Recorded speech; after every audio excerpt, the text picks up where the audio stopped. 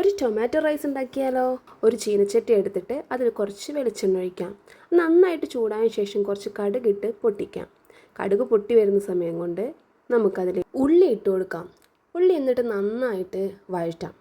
വഴറ്റി ഒരു ഗോൾഡൻ കളറാവുന്ന വരെ വഴറ്റണം. വേണമെങ്കിൽ നമുക്ക് കുറച്ച് ഒരു പിഞ്ച് ഉപ്പ് കൂടെ ഇതിലിട്ട് ആഡ് ചെയ്യാം.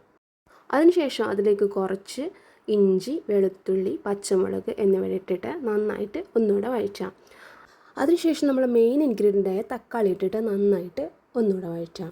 ഇനി നമുക്ക് അതിലേക്ക് പൊടികളൊക്കെ ചേർക്കാം. മുളക് പൊടി, മഞ്ഞൾപ്പൊടി, ചിക്കൻ മസാല, ഗരം മസാല, പിന്നെ മല്ലിപ്പൊടിയും കൂടെ ആഡ് ചെയ്യാം. പച്ചമണം മാറുന്നത് വരെ ഈ പൊടികളൊക്കെ ഇട്ട് നന്നായിട്ട് ഇളക്കിയ ശേഷം അതിലേക്ക് നമുക്ക് ആവശ്യത്തിന് വെള്ളം ഒഴിച്ചു കൊടുത്ത് തിളപ്പിക്കാൻ വെക്കാം. തിളപ്പിച്ചതിന് ശേഷം കുറച്ച് അതിലേക്ക് ഉപ്പിട്ട് കൊടുക്കാം. ഇനി അതിലേക്ക് ആവശ്യത്തിനുള്ള ചോറിട്ട് മിക്സ് ആക്കിയാൽ നമ്മുടെ തക്കാളി ചോറ് റെഡി. അപ്പോൾ എല്ലാവരും ട്രൈ ചെയ്ത് നോക്കണേ.